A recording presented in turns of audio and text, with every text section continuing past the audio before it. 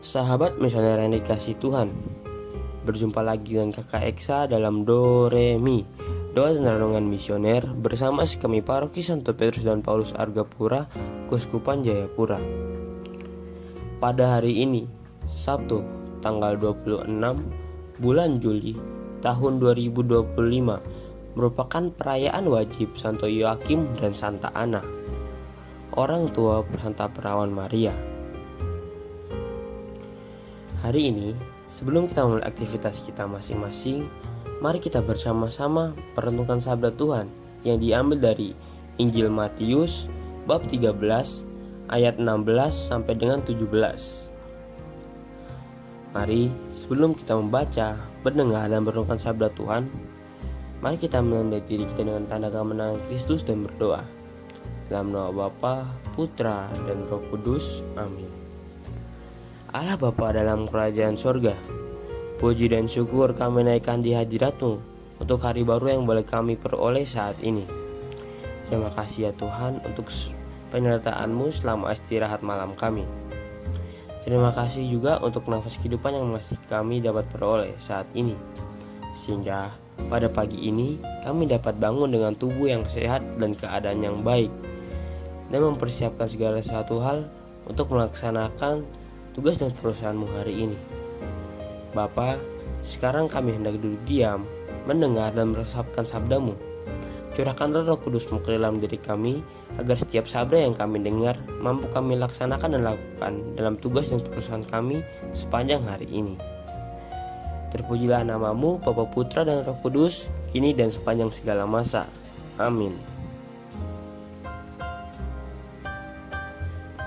Tuhan beserta kita, sekarang dan selama-lamanya. Inilah Injil suci menurut Matius. Dimuliakanlah Tuhan. Sekali peristiwa, Yesus berkata kepada murid-muridnya, "Berbahagialah matamu karena telah melihat, berbahagialah telingamu karena telah mendengar. Sebab aku berkata kepadamu, banyak nabi dan orang benar ingin melihat apa yang kamu lihat, tetapi tidak melihatnya, dan ingin mendengar apa yang kamu dengar, tetapi tidak mendengarnya." Demikianlah sabda Tuhan. Terpujilah Kristus. Sahabat misioner yang dikasihi Tuhan, Santo Yoakim dan Ana adalah pasangan Yahudi yang hidup di Yerusalem atau daerah sekitarnya. Taat beragama, murah hati, dan penuh kasih kepada sesama. Meski hidup dalam kebaikan, mereka mengalami salah satu penderitaan yang besar, yaitu tidak memiliki anak, atau dengan istilah di zaman modern, yaitu kemandulan.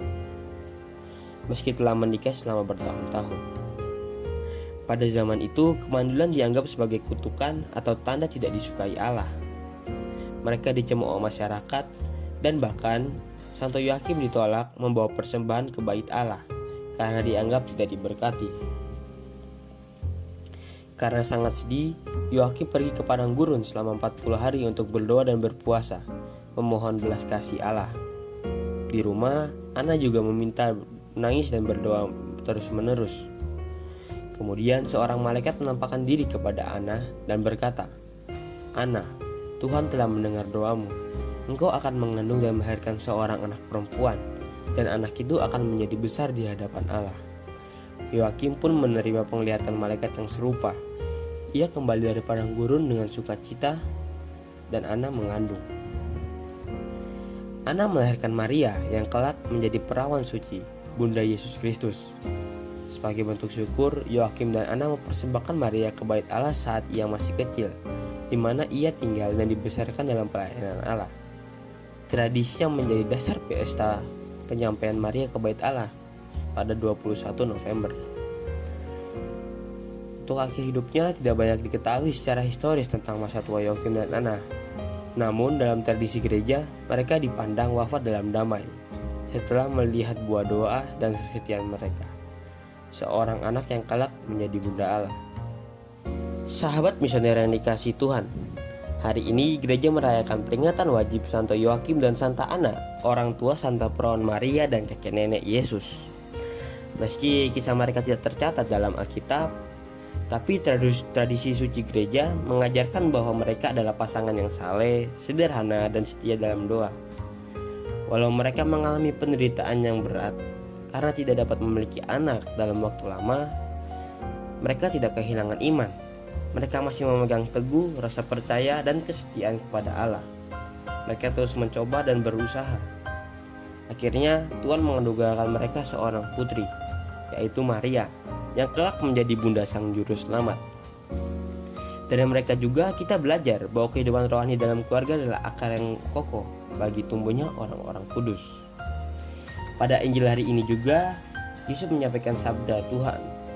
Yesus berkata, "Berbahagialah matamu karena melihat dan telingamu karena mendengar." Sabda ini adalah pengingat bahwa kita hidup dalam masa yang bisa dibilang terberkati, karena semua hal tentang kasih Allah dapat kita lihat dan dengar dalam diri Yesus, atau dengan istilah lain mudah kita temukan. Sehingga menemukan iman dalam diri kita sekarang harusnya lebih baik dan mudah ketimbang pada masa lalu. Karena itu, hari ini kita diajak untuk merenungkan kembali nilai keluarga dalam kehidupan iman. Keluarga bukan hanya sebuah tempat tinggal semata, tetapi juga tempat pertama di mana kita tumbuh dan benih kasih, doa, dan ketaatan kepada Allah ditanamkan kepada kita. Santo Yoakim dan Santa Ana menjadi teladan bagi para orang tua, kakek nenek, dan semua anggota keluarga untuk menanamkan iman sejak dini dan percaya bahwa kesetiaan yang tersembunyi sekalipun berharga di mata Allah. Sekarang, mari kita bertanya pada diri kita masing-masing. Apa kita sungguh membuka mata dan telinga kita terhadap sabdanya? Dan apakah kita sudah menanamkan rasa iman yang besar kepada generasi selanjutnya? Pertanyaannya ada pada diri kita masing-masing. Mari kita senantiasa menghadirkan Allah dalam setiap langkah hidup kita dengan segala keberadaan kita, serta kita dapat memberikan kasih dan kebahagiaan kepada semua orang. Amin. Sahabat misioner yang dikasihi Tuhan, mari kita menutup permenungan kita pada hari ini dengan bersama-sama berdoa dengan doa anak misioner Indonesia. Doa anak misioner Indonesia. Dalam nama Bapa, Putra, dan Roh Kudus. Amin. Tuhan Yesus, Engkau diutus Bapa menjadi berkat bagi dunia dan menjadi juru selamat bagi manusia. Utuslah kami, anak-anak dan remaja misioner di Indonesia, untuk menjadi sahabat yang kuat bagi yang lemah, sahabat yang rela berkorban bagi yang menderita payah, sahabat penghibur bagi yang sakit dan gelisah. Tuhan Yesus, kami pun ingin menjadi utusan-utusan kecil-Mu, teman setia bagi yang tersingkir dan terlantarkan, teman bicara bagi yang kesepian dan terlupakan, sobat gembira bagi yang sedih dan susah, sobat penuh penghargaan bagi yang tak dicintai. Tuhan Yesus, utuslah kami ini dengan bantuan Roh Kudus-Mu, menjadi garam dan ragi yang baik, menjadi terang dan obor yang cemerlang, membawa kegembiraan dan pengharapan. Tuhan Yesus, kuduskanlah badanku dan kuduskanlah jiwaku. Kupersembahkan diriku padamu hari ini. Berkatilah semua anak dimanapun, berkatilah semua orang yang kami jumpai, siapapun mereka. Amin. Sahabat misioner yang dikasihi Tuhan, sampai di sini dulu Doremi pada pagi hari ini.